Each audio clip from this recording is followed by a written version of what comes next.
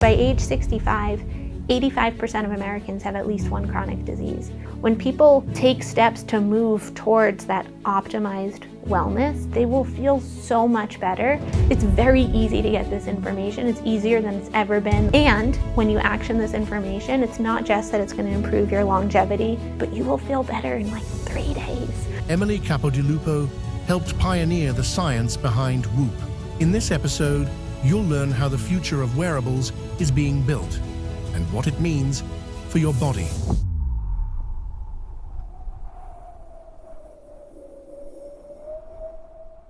Hi, we are here today with Emily, who's one of the founding members of Whoop Wearables. Emily, could you tell us your work in Whoop and what makes Whoop special? So I am the Senior Vice President of Research Algorithms and Data, which means that I get to run everything from human subject research, so the collection of all of the data in our lab here in Boston, as well as all of the work to turn that data into the algorithms that power the app and your Whoop experience, and then a little bit of the software team that helps put those algorithms out into the world and make sure they're doing what they're supposed to do after they launch. Could you tell us why do you think it's important for us to know our health data, and in the long run, what are the benefits? Yeah, so I think one of the things that people really don't understand is that the traditional healthcare system is for the most part set up to treat disease and to treat trauma, so injuries and things like that. And it's not really well set up to help with all of the things that happen before you meet the criteria for disease. But at least 30 years of our lifespan and our health span are entirely explained by our behaviors. And the behaviors that we engage in determine whether or not we get chronic diseases. You know, you and I are both pretty young, so we're probably not going to have them now, but 10, 20, 30 years from now, you know, by age 65, 85% of Americans have at least one chronic disease. And all of those chronic diseases started decades earlier. And so, but they start in these ways that, you know, the traditional healthcare system doesn't recognize as disease because, you know, you can kind of keep functioning through them. And people don't realize that when you start to understand your body and understand where you are on this trajectory from true optimized health to like what we call like subclinical disease. So you're on this pathway, but not yet meeting the diagnostic criteria. You'll feel worse, you'll perform worse. It shows up in your relationships. You know, when you don't have the energy to do anything after work because you're totally spent, like that degrades your social relationships. It degrades, you know, like all these different things in life, work performance and all of that. And so when people take steps to move towards that optimized wellness, they will feel so much better.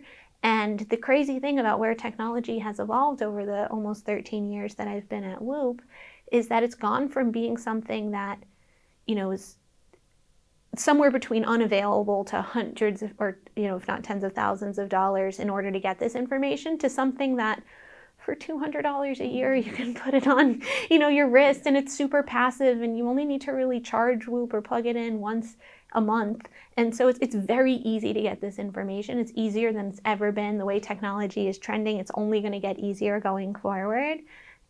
And when you action this information, it's not just that it's going to improve your longevity, you know, to benefit you in your 80s and 90s, but you will feel better in like 3 days. And for those who haven't got any wearables or haven't got a Whoop yet, what they will get when they think about it and what they will see as a metric that they can really learn from themselves? Yeah, so, you know, different features on Whoop unlock as you use the feature. So immediately you're going to see our core 3 metrics around sleep, strain, and recovery. So we're going to help you understand what is the load you're putting on your body, how ready are you to put on more load or not, how much sleep do you need to get tonight, how much sleep did you get. We'll start to help you understand your baseline. Where are you right now? We'll start to familiarize you with basic metrics like your resting heart rate, your heart rate variability. Then after a couple of weeks, we'll have calibrated your VO2 max, which is one of the most important predictors of your ability to live independently. Your VO2 max, if you don't actively train to intervene, starts to decline after age 30. And when it falls below 20, you can't walk upstairs anymore. And so all of a sudden you start to see people who they didn't realize that for decades their VO2 max was declining, and all of a sudden they're wheelchair bound because they don't have the cardiovascular fitness to do the amount of walking that just daily life requires of them. And so if you start to understand some of these metrics and say, if I know that it's going to decline by, 1% per year starting at age 30, unless I start to actively intervene, which means training in those higher heart rate zones to prevent that, I can actually map out at what year will you be wheelchair bound. And if you're doing things in the rest of your life to try and live beyond whatever age that is, it's one thing to like be alive and like be immortal, but like nobody wants to be immortal and like in poor health. That's actually personally like my version of hell. Like, I only want to live as long as I can feel good and be independent and enjoy what I'm doing. And so we really want to make sure that, as technology gets really, really good at preventing us from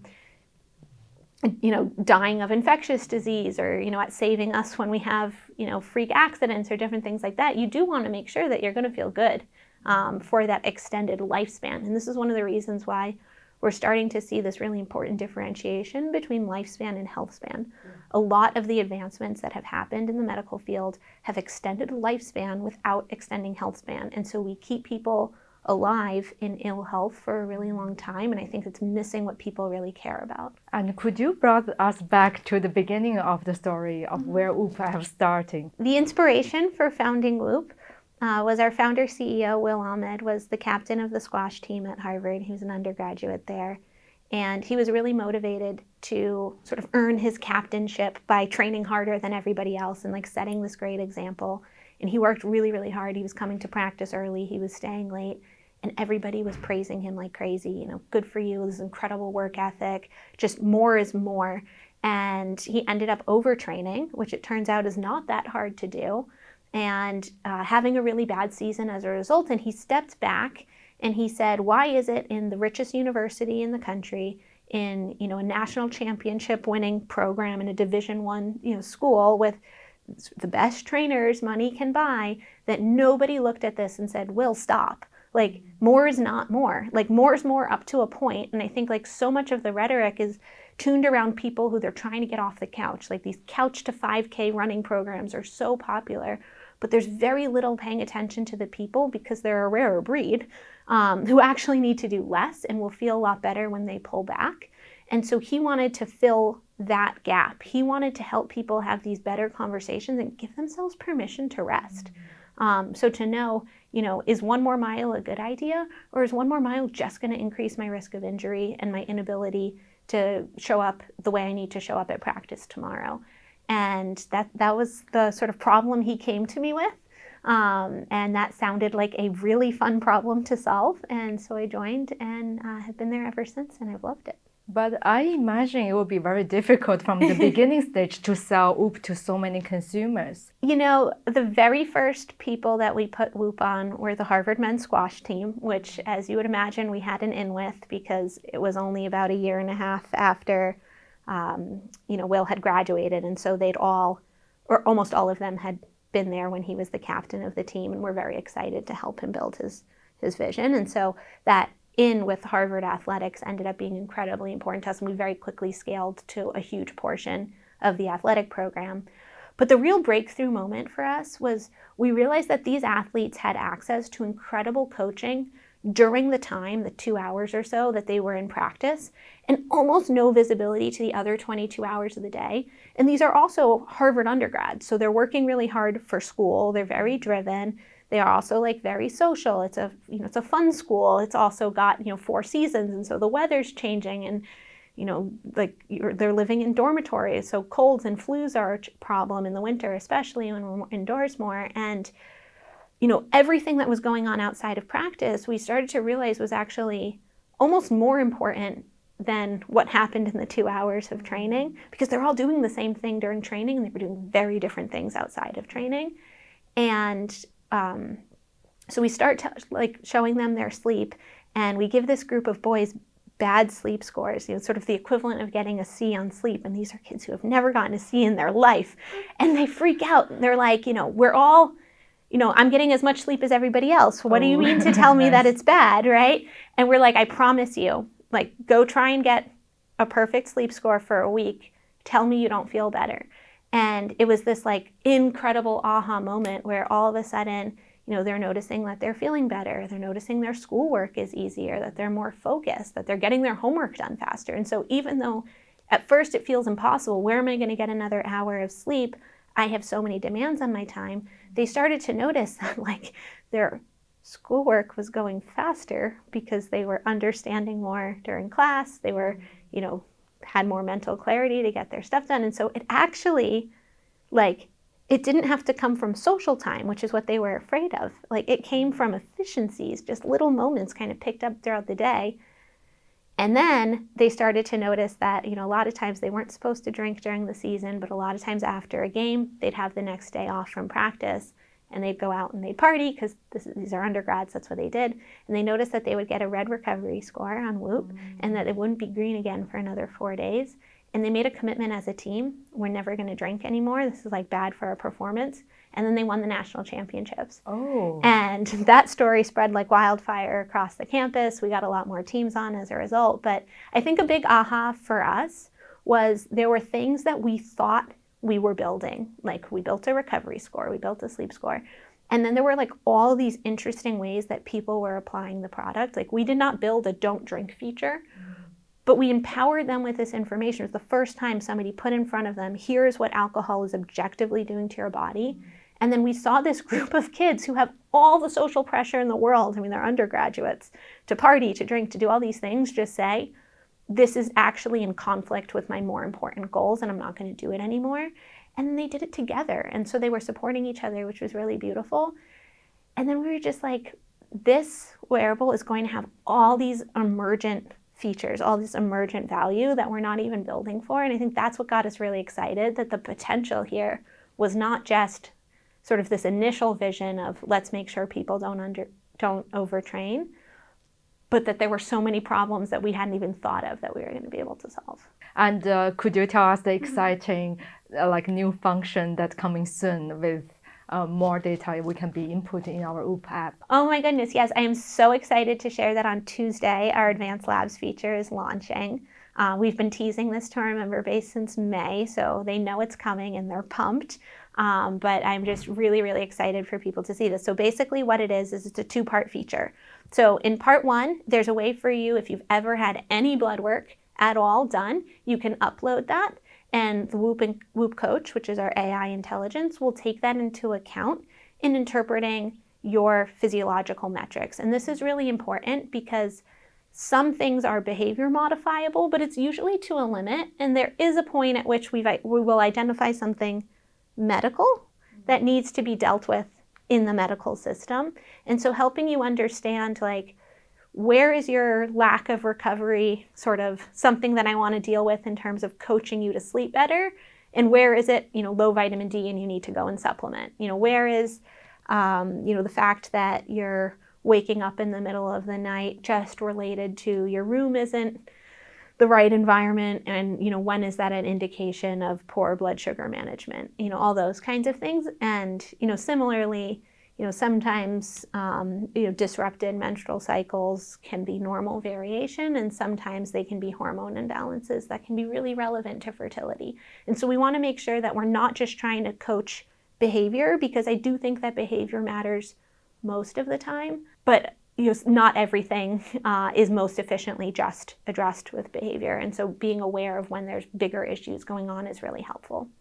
The other part of this feature is we've partnered with Quest Laboratories so that if people don't have existing blood work through some other kind of longevity project or a concierge doctor that's being more comprehensive than a typical annual physical, we've curated our own panel of blood tests. So you can order them through the Whoop app, and we've negotiated pricing to get you much, much better rate than you could get as an individual.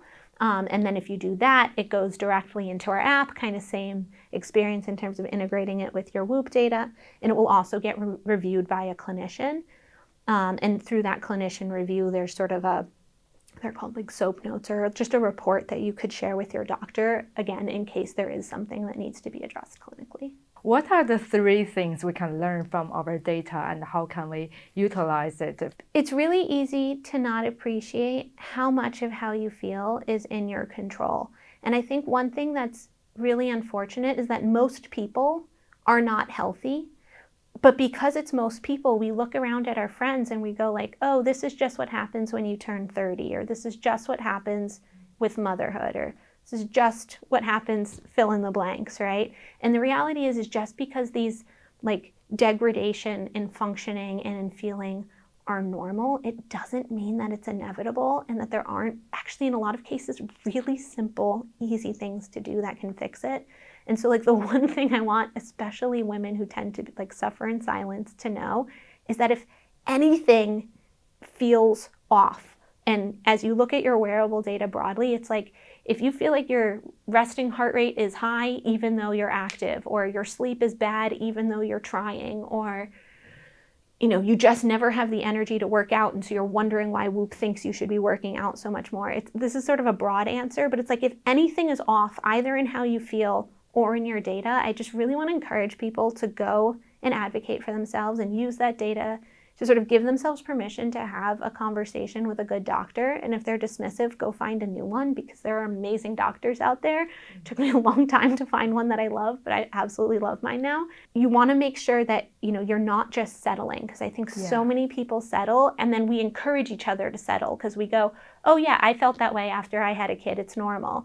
And if you feel like you're going to the gym and you're not losing weight, for example, and you're wondering why you're having so much trouble managing your weight, like that can be a thyroid issue, right? It's not always. Sometimes you just need to mix it up and try something different. But I think so many people just like keep running up against a wall, and they blame themselves, and they think they're broken, and then they get into these really unhealthy patterns. And the reality is like then you go to the doctor and they're like, oh, there's a thyroid issue, or oh, you're low vitamin D, and that's why you don't have the energy to do these things, or you're insulin resistant and that's why you're having trouble with weight. And it's like those things are really common, but they're treatable.